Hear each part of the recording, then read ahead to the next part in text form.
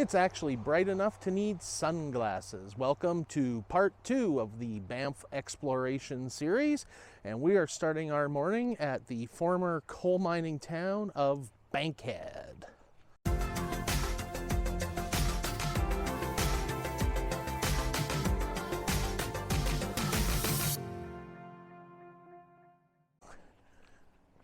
Yes, long before Banff was a protected national park area, this area was a hotbed of mining activity. There are multiple coal mining ghost towns in what is now the national park area. This is just one of them. So the mine opened in 1903. There's a shot of kind of the main area of activity. And if we look today, that's down in that area there. So much more overgrown now, of course.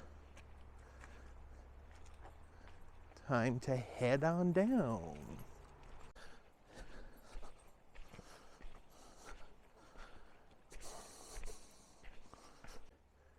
So while there's no real evidence of it now, this was the main tunnel entrance from 1904 to 1922, of course sealed up by blasting. So you can see the topography here is a little bit different, but there's no real evidence of the entrance remaining anymore.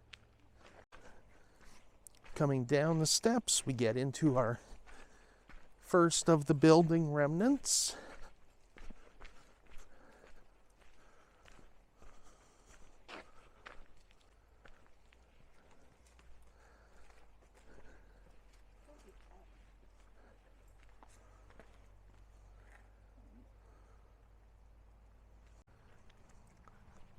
So of course it makes sense, this was the lamp house. Makes sense it was located right near the entrance to the mine, so that one of the last things the miners would grab before they went in was their lamp, and would be one of the first things they would return upon completion.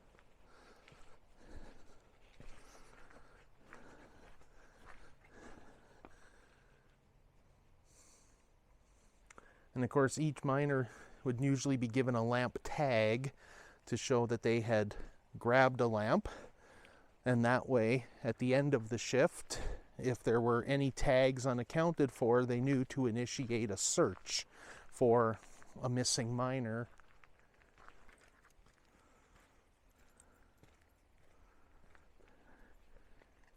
So while this morning it is very quiet here in the valley, back in the heyday, this would have been a dirty, grimy, and noisy industrial site. You can see some more foundations here on the ground. I'm sure at some point there will be an interpretive sign to tell us what it was, or if not, we'll make it up. Based on those foundations, I wouldn't be surprised if this was part of the main tipple.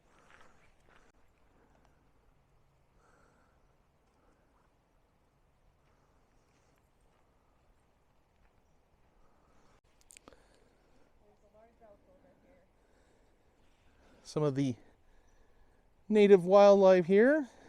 Giant elk over there. Hopefully it's not aware of the fact that I had elk for lunch yesterday. Oh, it heard me.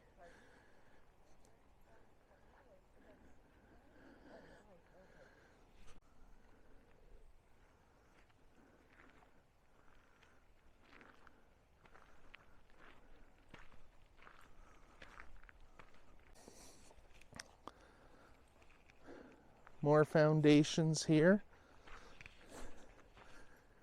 And an old coal mining train here on the left with a plaque that will tell us more about it, undoubtedly. Here we talk about the cars, the train cars, each car holding 2 tons of coal, often 30 cars in a train, all powered by compressed air.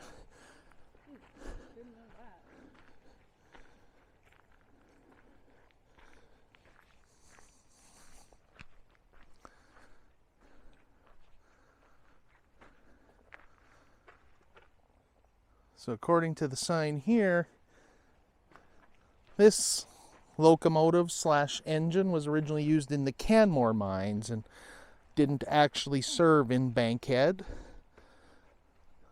but serves as a very good example of the trains that would have been used here. And I mean, it's hard to see through a lot of the overgrowth that has occurred, but pretty well everywhere you look down here, there is some sort of foundation or industrial ruin to be seen and uncovered.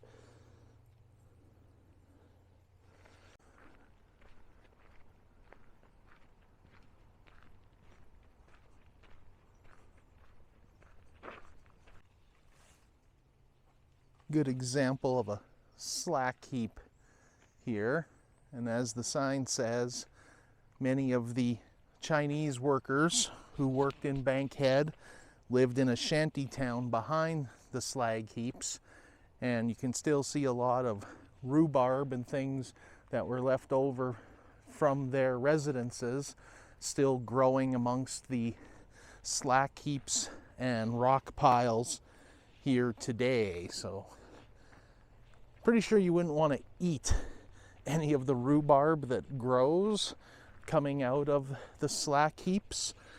There's a lot of signs as you come down into Bankhead warning you to stay on the path because of the amount of carcinogenic chemicals and substances that are still found in the other areas. So the area on the pathway has been cleared, but beyond that, you don't want to venture too far around here. So in addition to the foundations, there's still some industrial trash and things laying around, random chunks of metal. This brick or stone ruin here was part of one of the tipples, according to the sign.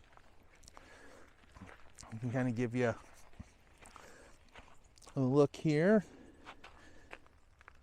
at what it would have looked like back in the day, coming down off the mountain. Random chunks of pipe sticking up out of the ground.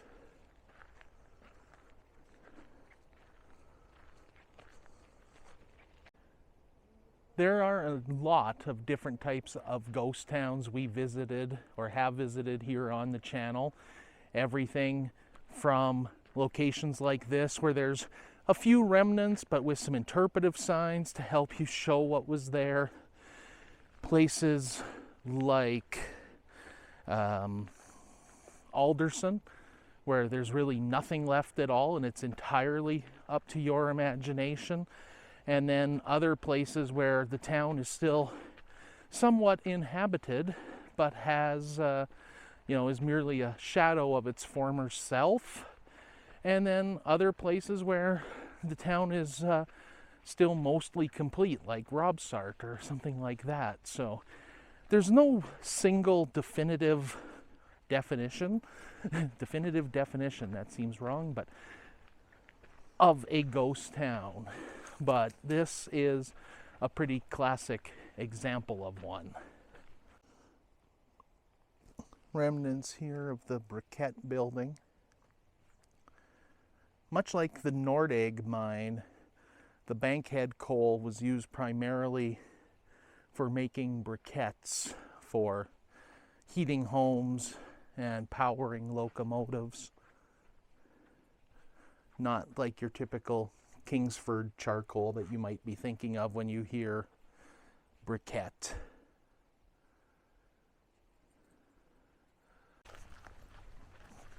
It's pretty remarkable that well over 100 years since Bankhead's heyday, the sounds of the train still echo through this valley, and the CP rail main line still running right here through the national park and within earshot of what was once the town of Bankhead. So this was the boiler house.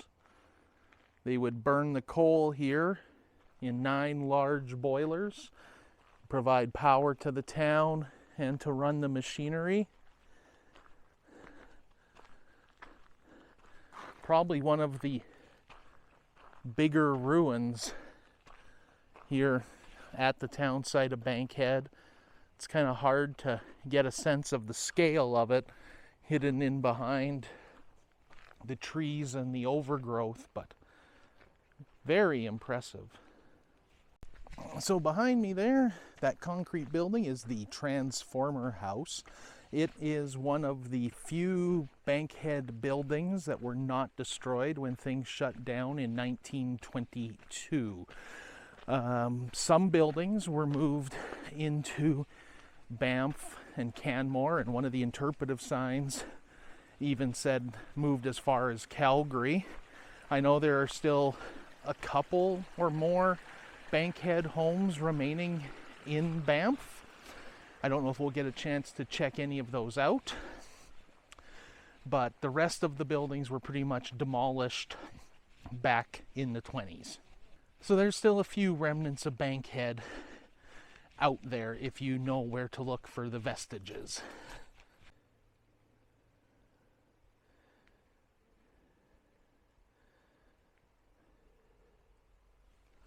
Okay, that's going to wrap up our visit to the ghost town of Bankhead. On to the next. Just a quick little photo stop here at Lake Minnewanka to take in some scenery.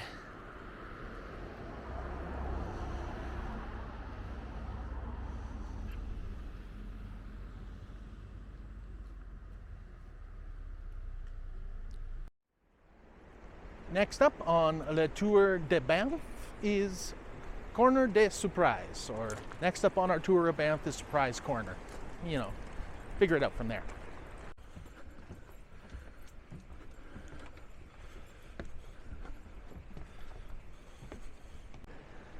So from Surprise Corner, one of the surprises is you get a beautiful view of the Banff Springs Hotel. Looking out across the Bow Valley there. Beautiful viewpoint up here. Looks like we may have some rain or something moving in, coming down the valley from the west.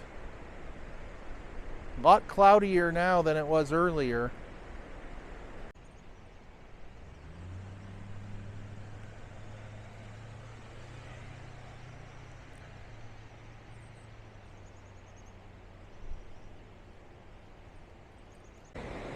Love this scenery here. This log or tree that's fallen, the mountains in the background, Bow Falls down below, the Banff Springs Hotel across the valley. Incredible spot. No wonder they call it Surprise Corner. You know, sometimes you just gotta stop and take in the view and just enjoy it, and that is definitely what this place is. This is one of those just stop and enjoy it moments.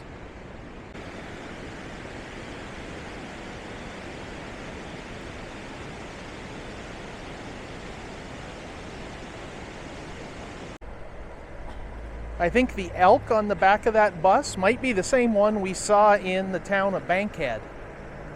Just, you know, speculating. Another spot high above the Bow River, this time at a viewpoint called the Hoodoos, and I'll show you why in a second. But in the meantime, just check out this view. This is incredible from up here. So there's Emily and Mabel on the path, but just look off to the left here down the valley. You've got Tunnel Mountain there. You've got the Bow River. Then you got another section of the Bow River and the mountains. Oops.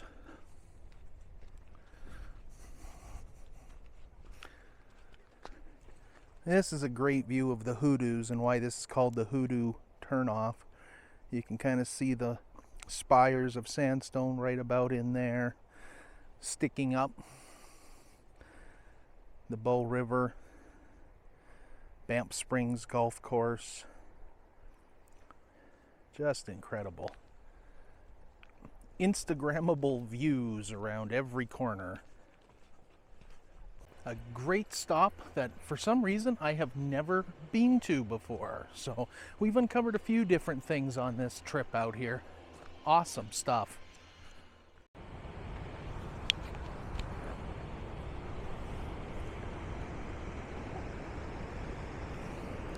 Well, earlier we saw Bow Falls from above. Now we're seeing it from river level.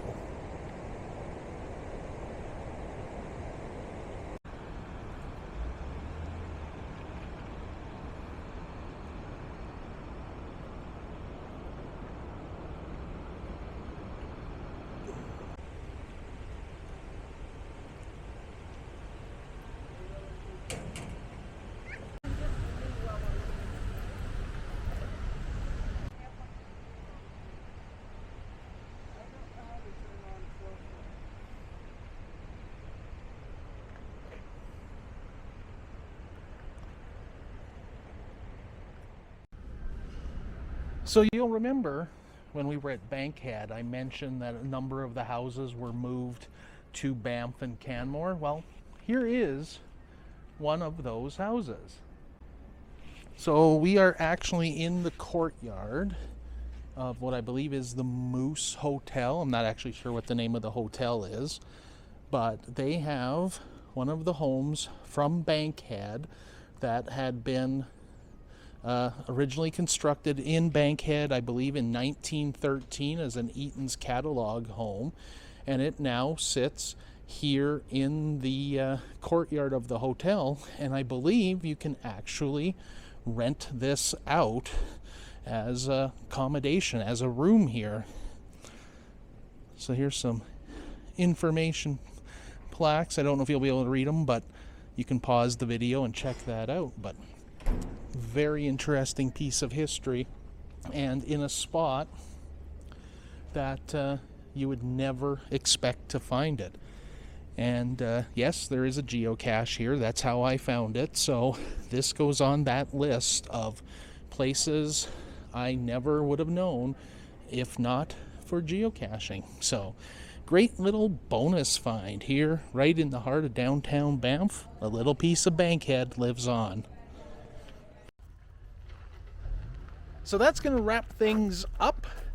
We're just here at the Mount Norquay viewpoint. Very popular place, as you can see. Even the tour buses stop here and overlooking the Banff town site. So a lot of fun. Hope you enjoyed this two-part video of our day tours through Banff, and we will see you in the next one.